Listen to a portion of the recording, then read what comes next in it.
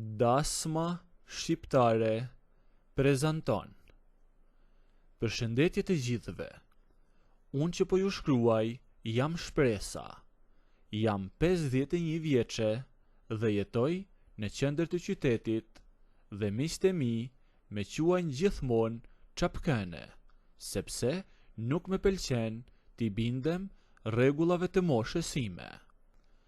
Jam shumë ndjehapur, vishem në mënyrë moderne dhe mendoj që jeta është shumë e shkurtër për të mërzitur.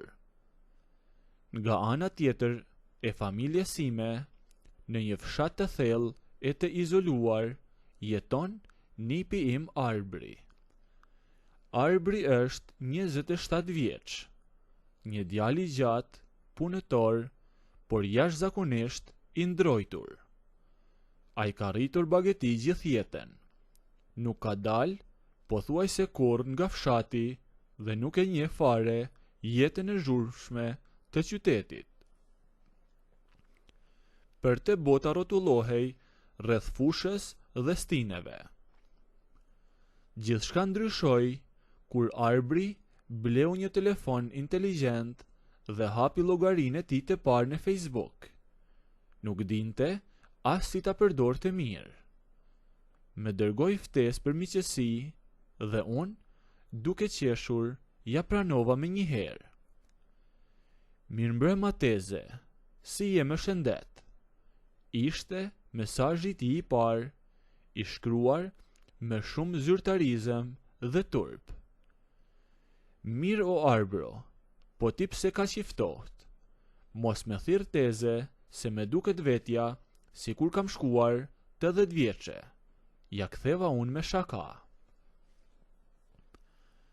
Aty nisi një komunikim që zgjati me muaj. Në fillim, flisnim siç i takon familjes, por me kalimin e kohës, unë fillova ta ngasmoja për ta bërë më të shkathët. I dërgoja foton nga qyteti, ndërsa ai më tregonte se si rrinte natën duke par yjet nga stani. Pak nga pak, bisedat tona u kthyen në flirt të pastër. Ai filloi të çlirohej nga ndrojtja dhe unë po dashurohesha me atë sinqeritetin e tij të egër, që djemt e qytetit nuk e kishin. Erdhi një moment që mesazhet nuk mjaftonin më. Mua nuk me pritej. Ndaj, vendosa të bëja një çmendur. Pa i thënë askujt, mora makinën dhe u nisa drejt fshatit e tij. Rruga ishte e gjatë, plot gropa, por unë kisha një lloj emocioni që nuk e kisha ndjerë prej vitesh. Kur mbërrita në hyrje të fshatit, i shkrova: jam këtu, ku je? Arbri mbeti pa mend. Jam tek ara e madhe në fund të rrugës, po kullos bagetit. Mos hajde në shtëpi se nuk është mirë, më tha ai i trembur nga thashethemet e fshatit. I lash makinën buz rrugës dhe eca në përbar. Dielli po ulej dhe fusha kishte marrë një ngjyrë të artë. Nga larg pash Arbrin. Kishte mbështetur shkopin pas një lisi dhe po priste i përhumbur. Ishte vetëm, nuk kishte asnjë njeri përreth, vetëm zhurma e zileve të begative. Kur mu afrua, pash që duart po i dridheshin dhe fytyra i ishte skuqur e tëra nga turpi. Por unë, me atë stilin tip çapkën, i thash: e shikon se sa e madhe qenë ka kjo toka jote.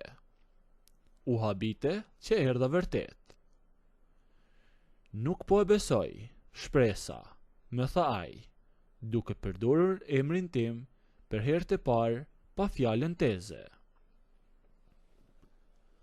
Zëri i tij kishte një lloj dridhjeje që më preku në zemër. Në telefon dukesh e ndryshe, por këtu qenë ke akoma me e bukur, sepse ka shumë vite që s'te kam parë. Më tha nipi im. Filluam të esnim pranë e pranë për gjatë ares. Unë e ngacmoja për jetën e tij të qetë, ndërsa ai më tregonte se sa shumë mendonte për mesazhet tona kur ishte vetëm në mal apo në fush. Ndrojtja e tij filloi që të zhdukej në ndritën e ngrohtë të muskut. U ulëm mbi një gur të madh tek cepi i arës. Era e lehtë e fshatit na përkëdhelte fytyrën. Ai më shikoi drejtën e sy, me atë shikimin e pastër të një djali që nuk dinte të gënjente. Nuk kam njohur kur një njeri si ty, më tha me zë të ulët. Ti solle dritë në këtë vend të vetmuar. Ai po fliste si një poet, por unë e dija që e gjithë kjo ishte fal rezultatit që ai shikonte thënie të ndryshme në internet, sepse ai nuk dinte as t'i lidhte dy fjalë më përpara apo para disa vitesh kur unë e kisha takuar për herë të fundit. Unë u ofrova ngadalë, pa bërë asnjë lëvizje të nxituar që mos ta trembja botën e tij të ndjeshme. U zjata dhe i dhash atë puthjen e parë në faqe, siç i takon një tezeje dhe nipit e saj, një puthje e lehtë, e ngadalt, që zjati aq sa duhej. Arbri mbylli syt dhe u ndjeva se si ai u rëndua i tëri drejt meje, sikur po gjente me në fund një stre. Ishte një moment i thjesht, por që vullosi fillimin e diçkaje që asnjëri prej nesh nuk mund ta dalonte më. Bagëtit vazhdonin të kullosnin të qeta rreth nesh, pa e ditur se aty, në mes të asaj are të harruar, po linte një histori interesante që do ndryshonte jetën tona për gjithmonë. Pastaj u zhvendosëm mbas një mullari të madh kashte, që të ishim edhe me të fshehur. Arbri donte të më tregonte diçka nga jeta e tij e përditshme. Ai mori shkopin e tij të gjatë të çobanit, një shkop prej lisi i gdhendur me mjeshtëri që unë nuk kisha parë asnjëherë tjetër në qytet.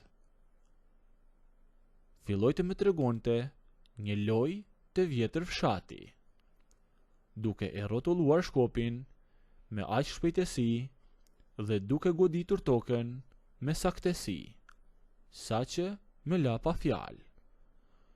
Unë nuk flisja fare, vetëm e shikoja e mahnitur. Arbri ishte djalë azgan, plot energji dhe nuk lodhej fare, pavarësisht lëvizjeve të shpejta.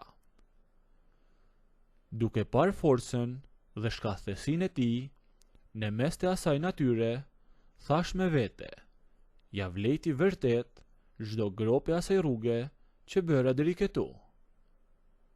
Pastaj, nëse doni të ndëgjoni historinë deri në fund, bëjni videon like, a nëse nuk doni, abonohuni ose bëjni subscribe.